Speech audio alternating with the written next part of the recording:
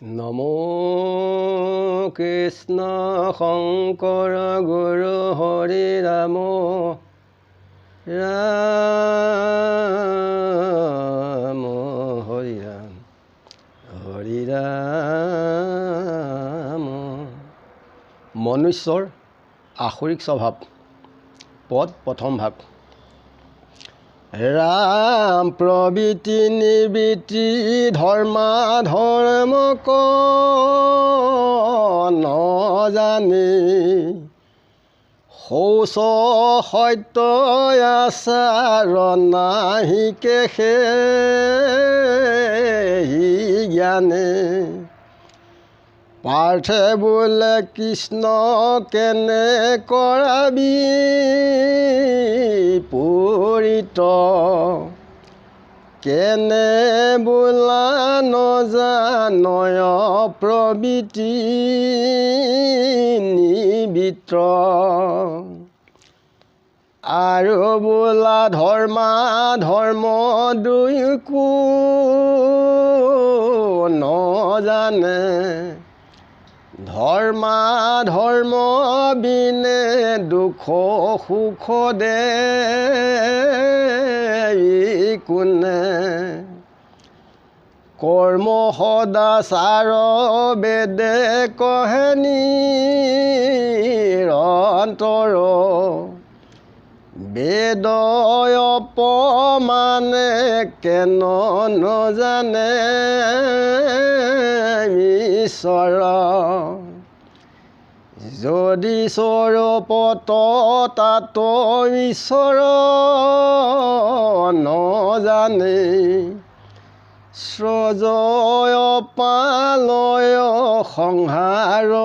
কি কাৰণী সত্য সদাচাৰে কিয় নকৰে যতন কেন মতে মেৰে তাৰা বেদৰ বচন হেন শুনিবা ক বুলি অন্ত ভগৱানী আৰু কি বেদৰ কৰ্ম কৰ্ণে নুশুনে বোলে বেদ পুৰাণকো কৈত পাইলা ভাই ঋষি সবে বেদ কৰিলে কভান দিখাই ঈশ্বৰ বুলিয়া তাক স্বপ্নটো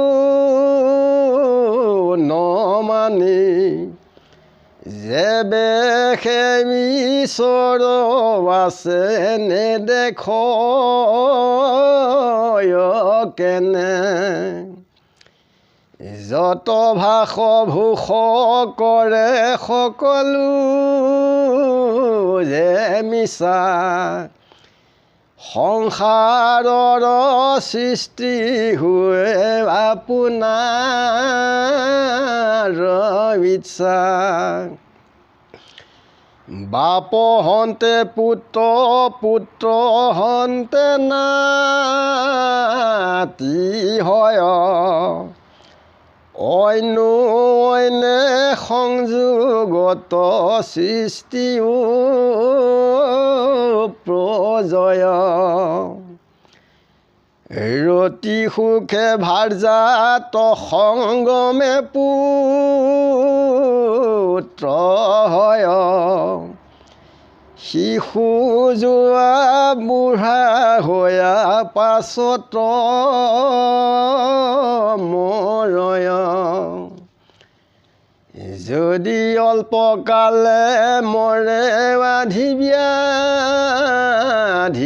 হৈ এহি মতে সংসাৰ ঈশ্বৰ পাইলা কৈ যেতিখনে অগ্নি লাগি দগ্ধ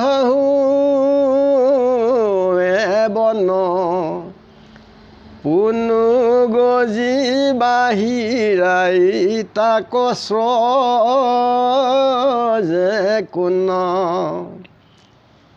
এই মতে বেদ কৰ্ম নজানে মিছৰ লোক পৰম্পৰা কৰ্ম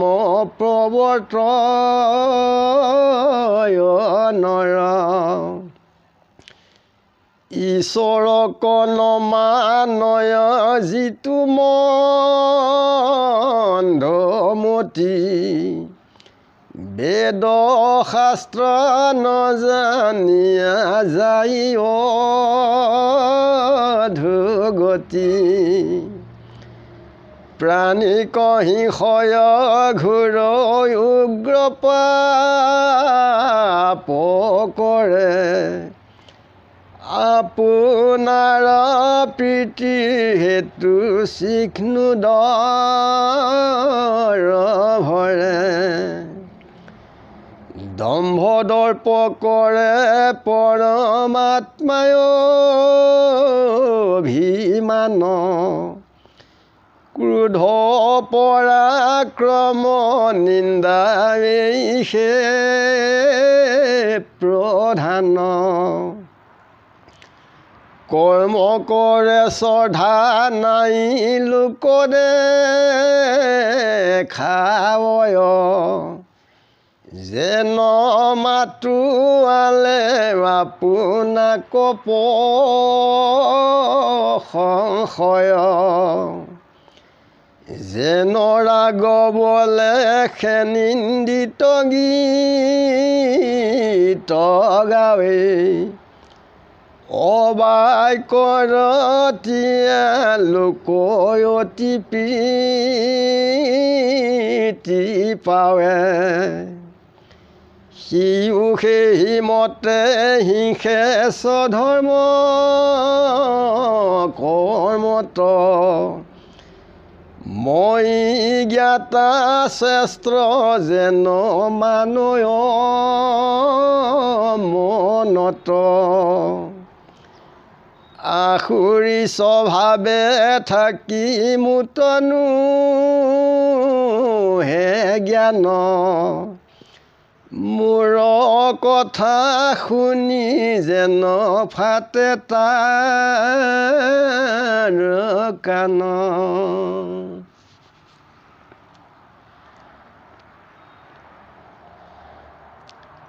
অৰ্জুনে কথাখিনি আসুৰিক স্বভাৱৰ বিষয়ে কৃষ্ণক সুধিছে অৰ্থাৎ জীৱাত্মাই পৰমাত্মাক সুধিছে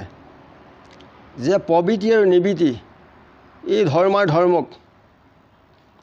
সত্য শৌচ এইবিলাক একো নাজানে আৰু অৰ্জুনে তেতিয়া কৃষ্ণক কৈছে যে তেওঁলোকে যেনি প্ৰবৃত্তি নিবৃত্তি একোৱেই নাজানে তেওঁলোকে কেনেকৈ চলে এই প্ৰবৃত্তিৰ কথাটো প্ৰবৃত্তি নিবৃত্তি শাস্ত্ৰ দুই ভীতি বেদৰ বিহিত কাম নিৰ্বৃত্তি মাৰ্গত চলাহে যুগুত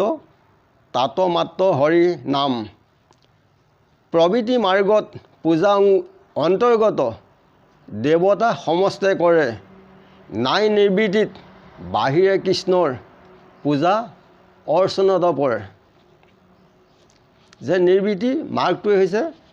শ্ৰেষ্ঠ ই হৈছে নিৰ্গুণ ধৰ্ম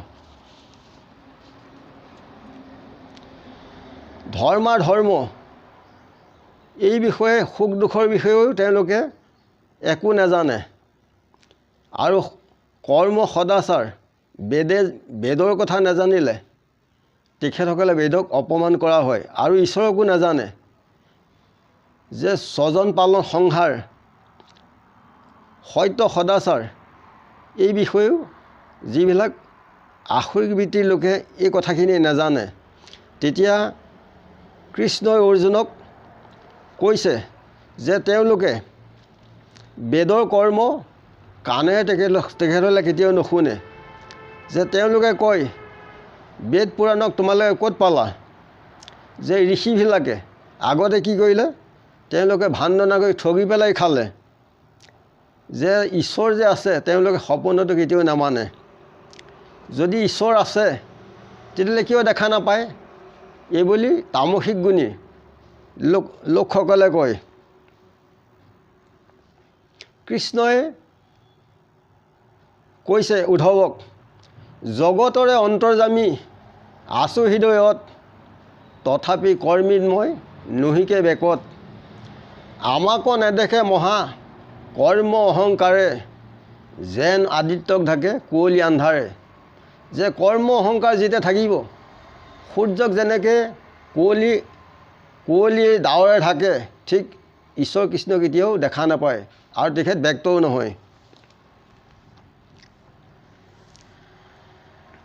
সেইকাৰণে তেওঁলোকে ঈশ্বৰ কৃষ্ণক দেখা নাপায় তেওঁলোকে এইবিলাক কি কয় ঠগ প্ৰবঞ্চক যিবিলাক ভাস মিছা এইবিলাক বোলে আপোনা আপুনি নিজেই হয় কেতিয়াও তেওঁলোকে ঈশ্বৰ বিশ্বাস নকৰে যে বাপেকৰ পৰা পুত্ৰ জন্ম হ'ল পুত্ৰই যেতিয়া বিয়া পাতিলে তাৰ পৰা কি হ'ল নাতি জন্ম হ'ল এনেকৈ সংযোগত এই সৃষ্টিখন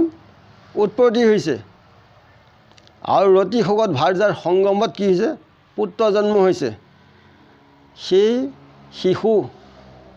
ডেকা হৈছে তাৰপাছত কি হৈছে বৃদ্ধ হৈছে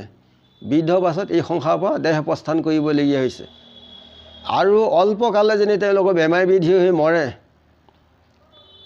এনেকৈ তেওঁলোকে ঈশ্বৰ কেতিয়াও বিশ্বাস নকৰিলে যে এইবিলাক তেওঁলোকে আপোনা আপুনি হয় বুলি ভাবে যে যেতিয়া অগ্নি লাগি বনবিলাক পুৰি পেলাই অৰণ্য আকৌ পুনৰ যিবিলাক গজালি আহে তেওঁলোকে এইবিলাক কেতিয়াও নামানে যে বেদ ঈশ্বৰ তেওঁলোকে নামানে কেৱল লোকে পৰস্পৰা কৰ্ম কৰি আহে তেওঁলোকে সেয়াই ভাল পায় যে লোকক দেখাক দেখি তেওঁলোকে কৰ্ম কৰে কটু মন্দমতি শাস্ত্ৰ নকৰে বিচাৰ কৰৈ কুল ধৰ্ম পূৰ্ব পুৰুষ আচাৰ তাকো এই লয় কতো পাখণ্ডৰ মতি নপায় অধম মোক যায় অধগতি কৃষ্ণই তেনেকৈ অভিশাপ দিছে আমাক আমি যেন ঈশ্বৰ কৃষ্ণক নামানো যে ঈশ্বৰ কৃষ্ণক নামানিলে কি হয় আমি এই সংসাৰৰ পৰা অহা কোনো সাৰ্থকতা নহ'ব বেদ শাস্ত্ৰ নেজানিলে আমি সংসাৰৰ পৰা অধগতি যাবলগীয়া হ'ব যে প্ৰাণীৰ যিবিলাক হিংসাৰ কৰিলে কি হয় উগ্ৰ পাপ হয় যে নিজৰ এইটো হৈছে পেট পোষণৰ কাৰণে হয় এইটোত কৈছে প্ৰাণী হিংসা ধৰ্মে একো থানে সিদ্ধি নাই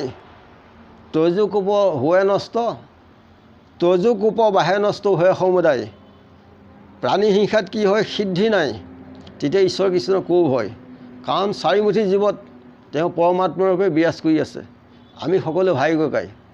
সেইবুলি ভাবিব তেওঁলোক কৰ্ম অনুসাৰী সেইবিলাকত জাত দি থৈছে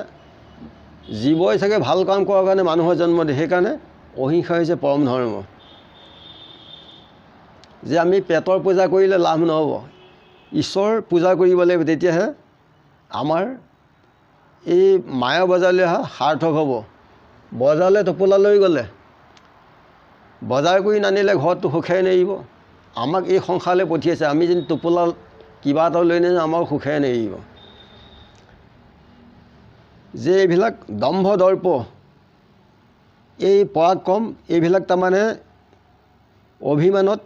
আসুৰিক বৃত্তিত এইবিলাক দেখুৱাই যে মোতকৈ আৰু কোনো নাই যে মোক লোকে প্ৰশংসা কৰক যেনে মহ গোৱালবিলাকে যেনে বেয়া কথা কৈ পেলাই ভাল পায় কিছুমানে বেয়া নিন্দিত গীত পায় গীত গাই ভাল পায় ঠিক তেনেকৈ সেই আসুৰিক বৃত্তিৰ লোকেও স্বধৰ্মত তেওঁলোক কেতিয়াও ৰতি নাথাকে হিংসা কৰি ভাল পায় যে মই শ্ৰেষ্ঠ জ্ঞানী যে মোতকৈ কোনো নাই ইয়ে হৈছে আসুৰিক বৃত্তিৰ জ্ঞান ঈশ্বৰৰ কথা ক'লে মাতিলে তেওঁলোকৰ কাণত তামোল মাৰি ধৰে শুনা নাপায় শ্ৰীমদে অন্ধ হৈয়া পাতকীসকল মহন্তক অৱহেলি জাৰি ৰখা দল। সেইকাৰণে উৰণ বুৰণ গজন ভ্ৰমণ চাৰিমুঠি আমি ভাই ককাই সকলোকে আত্মা ঈশ্বৰ স্বৰূপে এক ব্ৰহ্ম বুলি সকলোকে সেৱা পূজা কৰিলে সকলো উত্তম হয়। ইমানতে সবাচৰ সেৱা যেন আজি লাগিছে। গুৰু কৃষ্ণ কৃষ্ণ মহা হৃদয়ানন্দ কৃষ্ণ গুৰু কৃষ্ণ।